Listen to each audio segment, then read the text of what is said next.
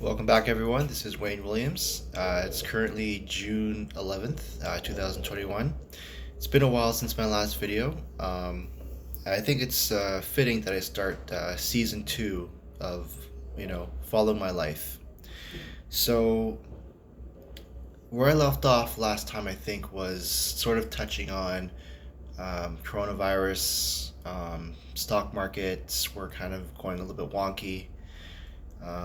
It was definitely a lot of uncertainty around that time. And I am happy to report about a year later that nothing has changed. Literally nothing has changed. Except me, of course. I've done a lot of growing, done a lot of reading, working on myself. So let's get to it. First things first, in season one, I started out by moving out on my own. I had broken up with my fiance, and throughout the whole time, I sort of had in my back of my mind hope and feeling that maybe we can reconcile. So that didn't happen. We both kind of mutually agreed that it was best to move on and to basically start fresh. So during season one, I actually had met my current girlfriend, but because I was still thinking about my ex, I was thinking it was premature to talk about my current relationship. Um, so my new girlfriend, she's amazing. I find her to be like perfectly compatible with me in the sense that I feel she's just as smart as I am, but in different areas. Her sense of humor, her sense of confidence, like there's so many different things that I find incredibly attractive and endearing about her. And one of the greatest things is that she accepts me for exactly the kind of person that I am, and all the qualities that maybe contributed to my previous relationship not working out. To her, my current girlfriend, those things make her love me even more, and I love her so much more for that as well. So I'm currently very happy in my relationship. Um, Also, I have my first kid on the way. So here's to end of the year, December 31st, expectation for a newborn. So my first kid, yeah. So with coronavirus, things have not really actually things have gotten worse apparently. Um, and what I mean by that is, sorry, when it started out, it was basically just the coronavirus. It was very new. There was a lot of misinformation, a lot of skepticism. People, for the most part, stayed home, did what they were supposed to do. But then, as the months dragged on, people started to get fed up with this whole thing. Wearing masks definitely became mandatory to wear inside public locations, like inside the subway, inside stores, grocery shopping, inside Ubers. Like they require you to wear a mask. Obviously, there is a government policy saying that if you have a medical condition, no one can force you to do it. But for the most part, it's mandatory that everyone wears a mask, and most people do it. Some people, wear it like this, which doesn't make sense. I mean, some people are just stupid, right? Like you breathe through your nostrils, and you people think you can cover your mouth. That's good enough, but the truth is, with the saliva in your mouth and you're having your mouth closed, there is an actual seal by your saliva. So, wearing a mask over your mouth and keeping your damn mouth closed essentially accomplishes the same purpose. So, leaving your nose exposed really just defeats the whole purpose of wearing a mask in general. Just my opinion. So, anyone I see out there wearing it like that, you look stupid. So, let's just get that out of the way. Um, Vaccines now have been coming out. The rushed version of it, I would say. So Moderna, Pfizer, AstraZeneca, I think it's called. Different vaccines have been coming out that basically affect the mRNA. And I'm not going to pretend I'm a scientist and going to explain how that works. just from the outside looking in, I don't trust it because number one, it's too fast and it's sort of like a panic reaction solution to the problem. Um, so I don't know what that stuff will do to you. There have been reports that people have actually been getting side effects like um, heart attacks and different reactions because basically the way that it reacts with their body, it doesn't take all the time, and so a lot of people have actually been getting adverse reactions. Some have actually died from the reactions itself. So I prefer to wait it out. I'm not going to pretend, that I think it's evil or that it's the wrong thing. I'm not going to make that judgment call, but I'm going to say that I personally am going to wait. And I may take it in the future, but most likely I will not. I think I'd rather depend on my own immunity. But at the same time, you can see the possible forebodings of like governments and businesses enforcing people to get vaccinations or they can't come back to work. And I know a lot of support workers are actually being asked to go get the vaccine or not come into work. So that is actually becoming a thing. So that's what that's been leading. As for future developments, I think I'm going to leave the predictions to later on. I'll just keep watching for now. As far as the stock market is going, stock market has just been going up, and I've been watching a lot of videos lately talking about that the governments are just printing trillions and trillions of dollars in stimulus money towards citizens. CERB turned from 2 grand a month to now I think about 5 to 900 every week or something like that. So I've been collecting those and basically buying silver. And the reason for that is because from what I think is supposed to happen, eventually this overprinting of money will eventually lead to something. Free money, there is no such thing as a free lunch. So this excess capital in the economy is currently being used by citizens to pay for their bills and is being saved, right? But once coronavirus is sort of under control, or we have it in such a way that it can still exist, but there's enough people vaccinated and enough people still wearing masks that we can feel more comfortable to get back to business again,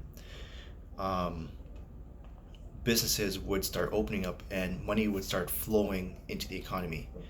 And also, the fact that people are getting stimulus checks means that people are opting out to actually go back to work. So employers are now basically having to pay more wages in order to attract new employees.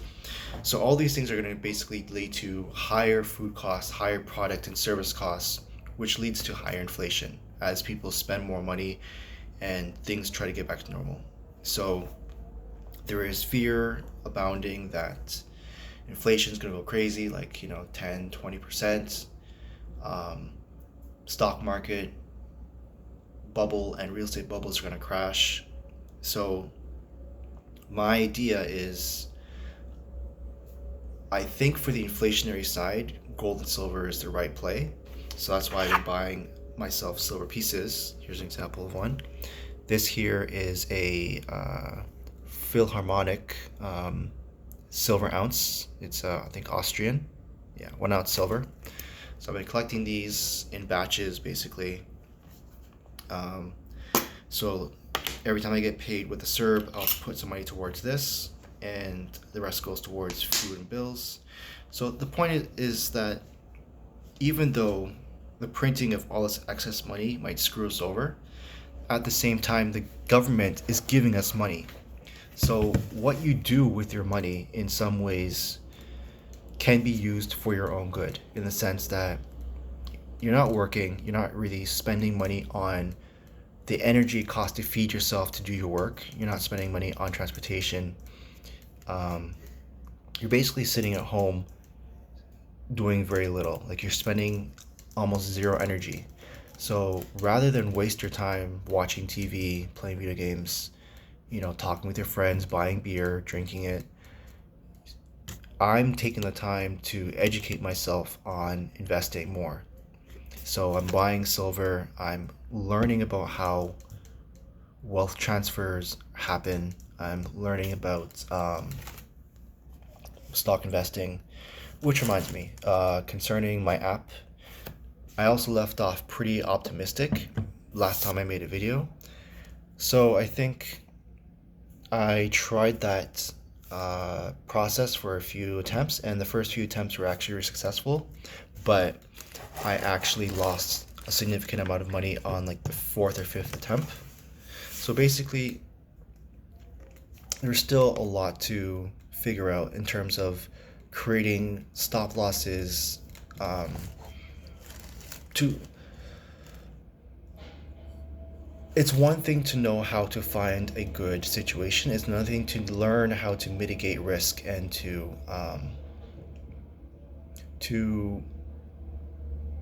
yeah, basically mitigate risk, like how to protect yourself on the upside and downside. Like all those different complex situations require experience. They require sophistication, which I don't have. I'm willing to admit that I don't have the enough sophistication or experience to play those situations.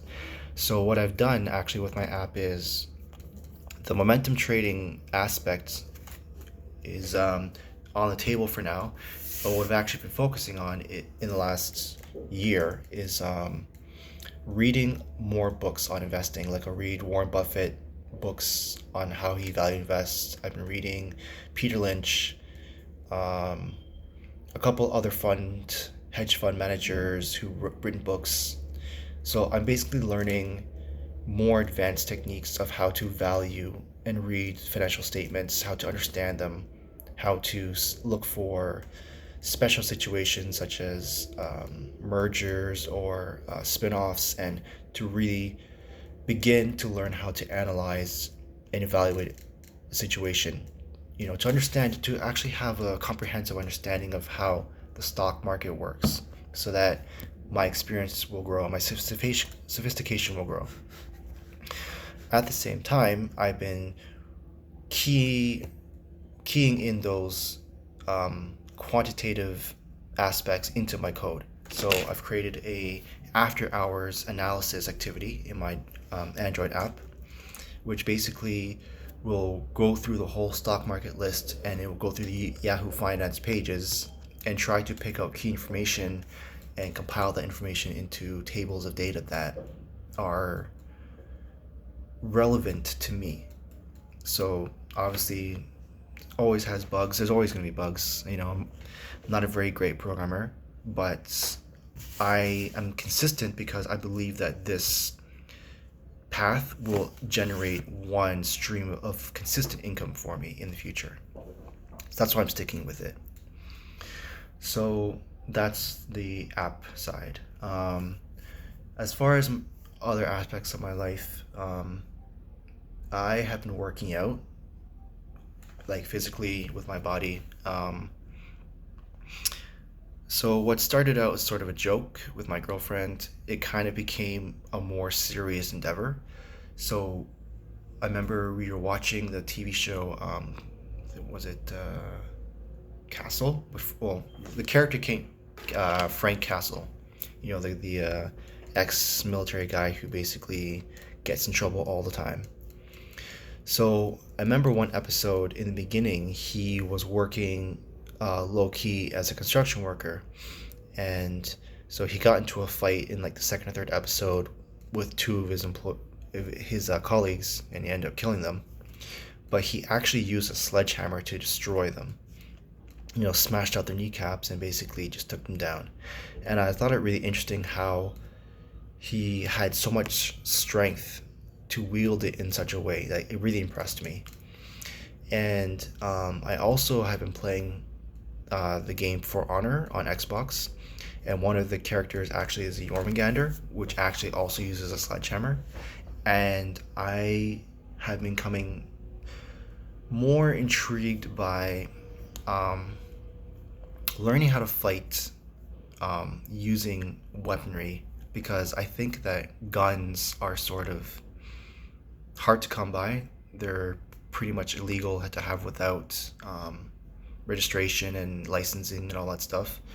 So, but personally, I think guns are cowardly, in my personal opinion. I mean, I know that they're effective, and at the end of the day, if you have one and you're being robbed or raided, it's best to have a gun. But in terms of a honorable battle, I just think that guns are really, really cowardly.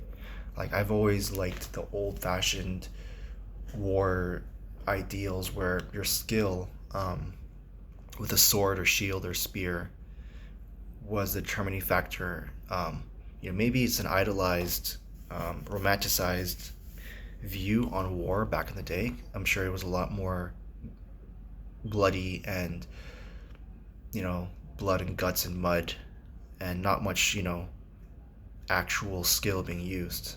Maybe on one-on-ones more so, but not in like a army sense, clashing together. But that's besides the point. The point is, the romantic version of it has always interested me, and martial arts to me has always in itself been a art, and it has always been a way to keep healthy and strong. So in another video, I think I'll be showing you guys my progress with the hammer. But as this is documenting following my life, I'm always honest with you guys. So I'll tell you that what I had started out with was 8-pound hammer.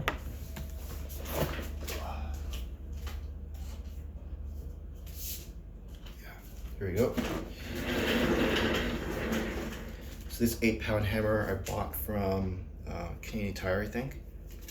And what I did was basically did exercises, biceps, triceps, shoulders, all that stuff. And then also the swings.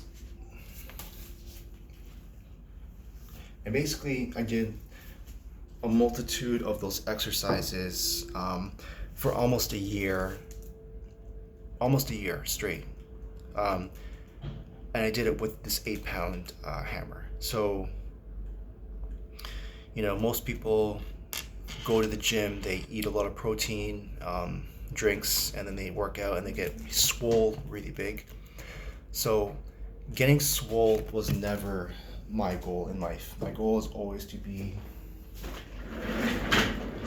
have a fit form in order to be strong, but still slender enough to have speed. So my intention was to gain strength slowly without getting massive. So I haven't been eating special. My usual diet is always coffee, cereal, toast, fast food sometimes, Tim Hortons, McDonald's. So in no way am I training intensely or with much intent, I would say. But with time, my body has grown stronger. So I started out with the 8, and then for my birthday, my girlfriend actually bought me a 10-pound hammer. So I've been working on that for the last 6 months. So I've gotten to the point where I can do a set of about 40 on each muscle in one go, and I'm actually very proud of that. So my goal is to get to about 50 reps.